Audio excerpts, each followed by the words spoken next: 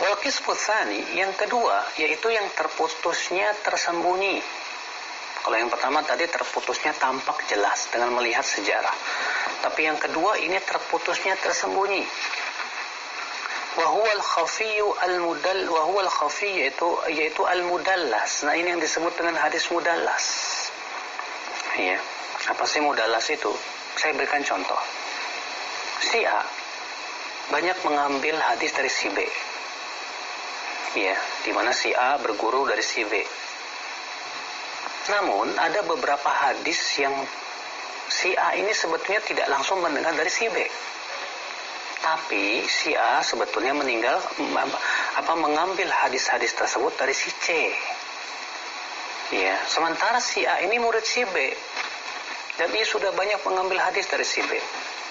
Tapi ada beberapa hadis yang ia tidak mendengar langsung dari si B. Tapi ia dengarlah dari C. Tapi ternyata si C ini lemah. Apa yang dilakukan oleh si A? Maka si A menggugurkan si C. Dan si A langsung berkata dari B. Si A tidak berani berkata haddatsana, telah bercerita kepada kami. Sebab kalau dia berkata haddatsana maka dia pendusta. Tapi dia gunakan lafaz yang menunjukkan seakan-akan mendengar padahal tidak. Itu dengan lafaz an, dari. Iya. Nah, inilah mudallas ya akhul Islam azakumullah wa iyyakum. Summiya bidzalika likauni rawi lam yusammi man haddatsahu wa awhama sama'ahu lil hadits mimman lam yuhaddithu bihi. Disebut mudallas kenapa? Karena ia tidak menyebutkan nama dari siapa dia mengambil hadis tersebut. Ya, lalu ia ingin memberikan kesan kepada orang seakan-akan ia meriwayatkan mendengar langsung hadis tersebut dari gurunya, padahal tidak. Ikhwat Islam azakumullah wa iyyakum. Maka ya ikhwat Islam, ya mudallas itu dari kata dalas, artinya gelap. Kenapa disebut gelap? Yaitu karena enggak diketahui siapa perantara dia. Ya. Dan dia itu menggelapkan periwayatannya. Rupanya ya penggelapan itu bukan hanya sebatas menggelapkan uang atau menggelapkan ijazah, menggelapkan riwayat. Ini sebutan mudallas ya akhul Islam. Wa yaridul mudallas bi sirati min siyagil ada tahtamilu wuqu'al luqa bainal mudallis wa baina man asnada anhu ka'an wa kadza qal. Dan biasanya seorang perawi mudallis itu ya ketika meriwayatkan hadis selalu dia gunakan dengan lafaz an. Ya kenapa? Supaya dikira orang dia mendengar langsung dari gurunya padahal tidak. Dia tidak berani menggunakan kata sami itu aku mendengar.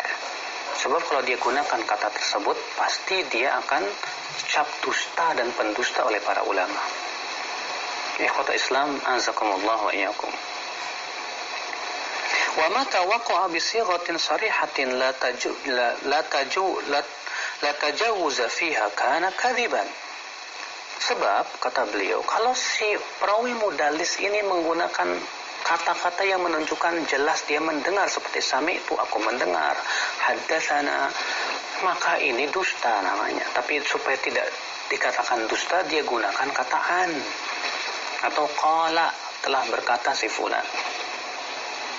Makanya kalau ada di zaman sekarang misalnya dia berguru dengan seorang syekh, tapi kemudian ada perkataan syekh yang dia tidak dengar langsung, tapi dari orang lain. Lalu dia langsung berkata syekh fulan, itu mudallis. Kalau ternyata tidak bertemu dengan syekh tersebut, tidak bertemu, tapi langsung dia katakan berkata syekh fulan tanpa menyebutkan siapa perantaranya. Nah, ini disebut dengan mursal khafi. Nah, inilah bedanya antara mursal khafi dengan mudallas. Kalau mudallas itu perawi tersebut bertemu dengan gurunya, dan mengambil hadis dari gurunya. Sedangkan mursal khafi itu dia tidak bertemu dengan gurunya, walaupun misalnya semasa dengan gurunya tersebut.